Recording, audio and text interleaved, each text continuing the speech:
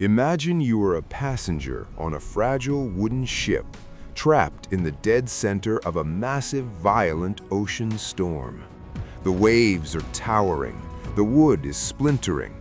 All around you, grown men and women, intelligent, rational human beings, are panicking, screaming and weeping in absolute terror at the face of death. But in the corner of that exact same ship, there is one creature sitting in absolute Zen-like peace, completely unfazed by the chaos. It isn't a monk, it isn't a brave hero, it is a pig. This bizarre true story was recorded by ancient philosophers, and it forces us to ask a terrifying question. If human beings are the smartest, most rational creatures on Earth, why are we so incredibly miserable? In the first part of our journey through Alain de Botton's The Consolations of Philosophy, we built a mental armor against the toxic judgment of the crowd and the crushing anxiety of money. But today, in part 2, we are going to descend into the darkest, most terrifying corners of the human mind. We are going to face the sickening insecurity about our own physical flaws, the agonizing despair of a broken heart, and the suffocating feeling of being completely trapped in a life filled with suffering. Let three great radical philosophers of the modern era, Michel de Montaigne, Arthur Schopenhauer, and Friedrich Nietzsche, light the torches. It is time to awaken the extraordinary, savage inner strength you didn't know you had. Confess it. Have you ever felt utterly pathetic, weird, or inferior when you failed an exam, bombed a job interview, or simply looked in the mirror and hated your own body? We live in a society that constantly forces perfection down our throats, and when we inevitably fall short, we violently punish ourselves. If you carry that heavy, silent shame, you need to meet the 16th century French philosopher Michel de Montaigne. Born in 1533, Montaigne was supposed to be a great, serious nobleman. At the age of 30, he inherited a magnificent castle and a vast estate, but he couldn't care less. He confessed with brutal honesty that he could hardly tell a cabbage from a lettuce.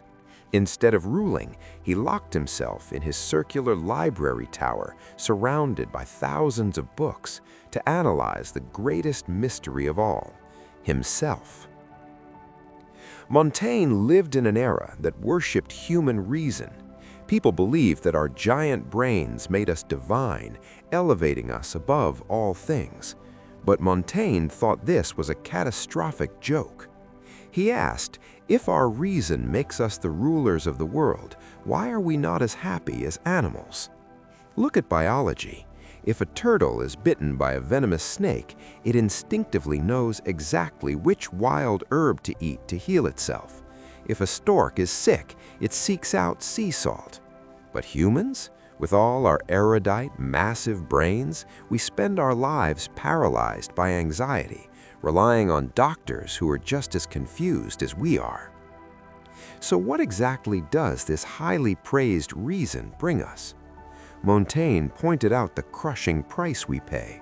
Our intellect is an anxiety machine. It brings us deep-seated insecurity, hesitation, toxic ambition, burning jealousy, and the capacity for bloody wars. We suffer precisely because this brain constantly sets up beautiful, completely illusory standards of perfection and then whips us until we bleed trying to chase them. Furthermore, Montaigne realized we are incredibly foolish because we constantly despise our own physical bodies. We obsess over our physical imperfections and worship the flawless images of great men, celebrities, and billionaires. But Montaigne used his razor-sharp humor to remind us of a brutal, leveling truth. No matter how noble they appear, even on the highest throne in the world, the greatest monarchs are still just sitting on their own bottoms. Read that again.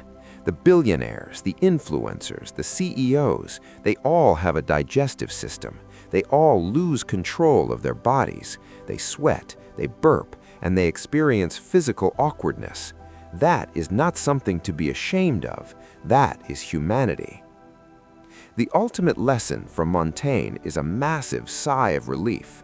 The most foolish person is the one who cannot accept the truth that they are fundamentally a fool. Stop feeling insecure about your awkward flaws. Stop trying to cover up the parts of you that aren't Instagram perfect. Human life is inherently a messy painting mixed with half madness and half wisdom. By deeply tolerating and embracing your humanity in its rawest, barest form, you finally free yourself to live. From the prison of self-doubt, we move to a battlefield that leaves even more casualties.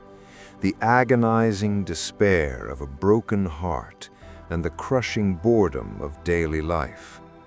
When speaking of pure, unadulterated sadness, we must summon Arthur Schopenhauer.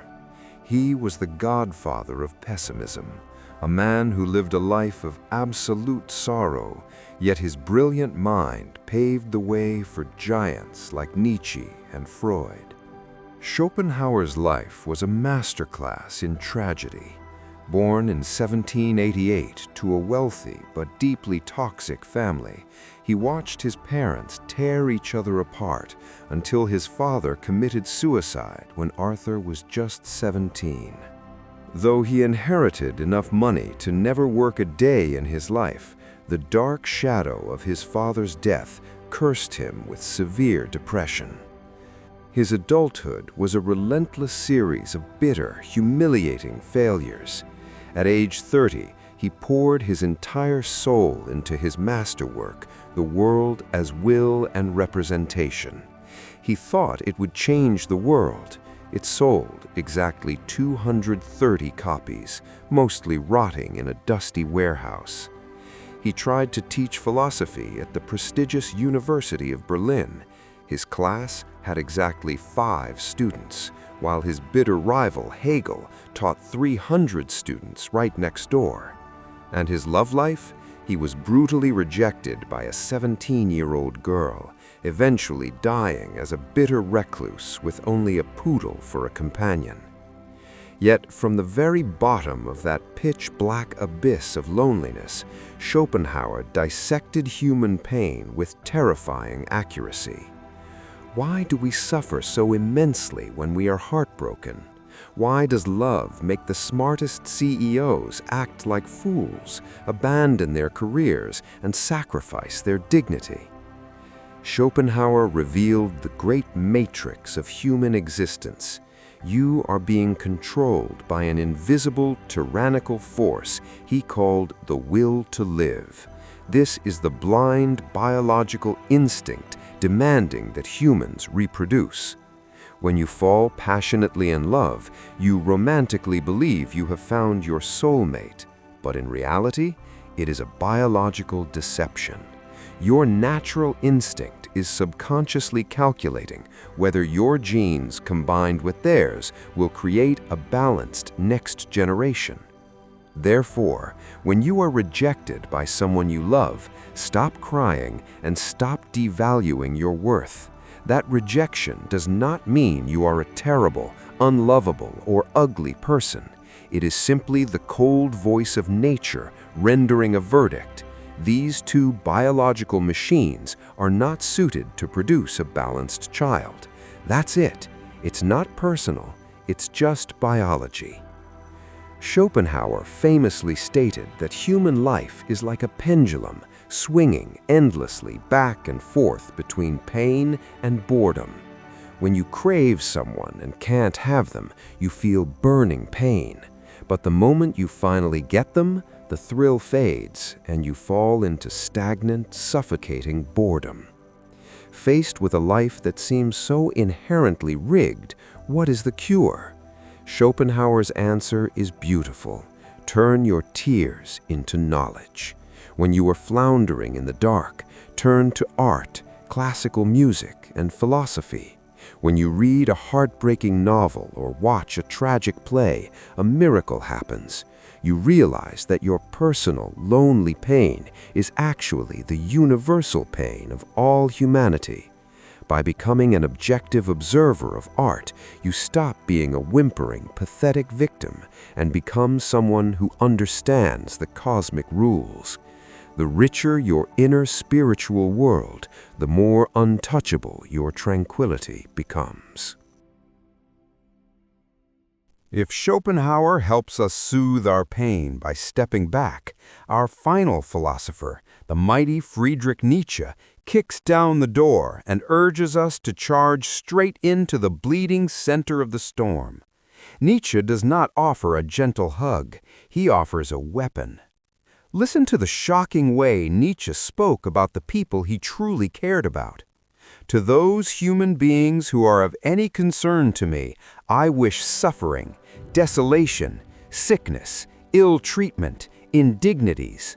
I wish that they should not remain unfamiliar with profound self-contempt, the torture of self-mistrust, the wretchedness of the vanquished. Sounds absolutely psychopathic, right? Why would you wish suffering upon someone you love? Because Nietzsche understood the ultimate formula for greatness. His core philosophy is summarized in the most famous tattooed quote in modern history: "What does not kill me makes me stronger." In his youth, Nietzsche worshipped Schopenhauer's pessimism, but at age 32, walking through the radiant sunlight of Italy, he had an explosive awakening. He realized that life isn't just a tragedy to be endured. Happiness and intense pain are chained together. You cannot demand to live a legendary, massive life without being willing to pay the blood price in sleepless nights, humiliation, and bitter, crushing failures. Nietzsche built the ultimate psychological model, the Übermensch, or the Superman. This isn't a hero in a cape. The Superman is the person who actively embraces hardcore suffering to maximize their vitality. Great figures throughout history, brilliant writers, fearless leaders, all share one trait. They possess the ability to laugh heartily even while standing in the darkest hell. If you actively choose a soft, easy, complacent life just to avoid stress, you are simultaneously castrating your capacity to experience the highest, most godlike joys of human existence. Nietzsche was an avid mountain climber. Standing on the high peaks of the Swiss Alps, he looked down at the incredibly fertile, lush Fex Valley. He realized a profound truth of nature. Why is that valley so capable of growing vibrant life? Because every winter it is subjected to the ferocious, violent devastation of massive glaciers. The ice and snow brutally plow the land, crushing the massive rocks, so that when spring arrives, they leave behind invaluable, rich minerals. Your human life is exactly the same. The most brutal forces, the worst breakups, the hardest financial collapses, these are the winter glaciers. They are the only things capable of plowing your soul to pave the way for tremendous, unstoppable growth. Nietzsche did not just preach this, he lived it in absolute agony. He was incredibly poor, freezing in cheap, unheated rooms. He proposed to women and was laughed at. He suffered from chronic, blinding migraines that felt like his skull was splitting open. Finally, in 1889, witnessing a horse being brutally beaten in the streets of Turin, Nietzsche ran up, threw his arms around the horse's neck, collapsed in tears, and lost his mind forever. He died in tragedy, but his philosophy burns brighter than ever. He left us with a fierce, roaring command: to look at your current suffering as something terrible that must be instantly eliminated is the ultimate foolishness. It is as stupid as trying to eliminate winter. Do not run from your difficulties. Avoiding pain means you are actively rejecting the only opportunity you have to forge yourself into a diamond. 6 stories, 6 lenses, 6 ancient masters across 2 videos. We hope that these radical philosophical ideas have ignited a new, untamable fire within you. Who gave you the exact medicine you needed today? Was it Montaigne, teaching you to laugh at your own awkward humanity? Was it Schopenhauer, freeing you from the guilt of a broken heart? Or was it Nietzsche, daring you to charge into the storm and forge your suffering into greatness? Philosophy is not just a soothing pill or a temporary motivational quote. It is the ultimate mental immune system. It allows you to stand firm in the face of absolute chaos, dissatisfaction, and extreme pain. Do not run from the storm. The very wounds that are bleeding inside you right now are the exact locations where your greatest strength will be born. If this journey through the human mind brought you value, share it with someone who is secretly fighting a hard battle right now. Drop down into the comments and let us know which philosopher's truth hit you the hardest.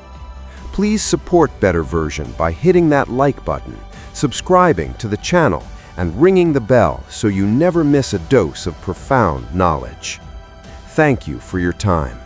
Stay strong, embrace the storm, and we will see you in the next video.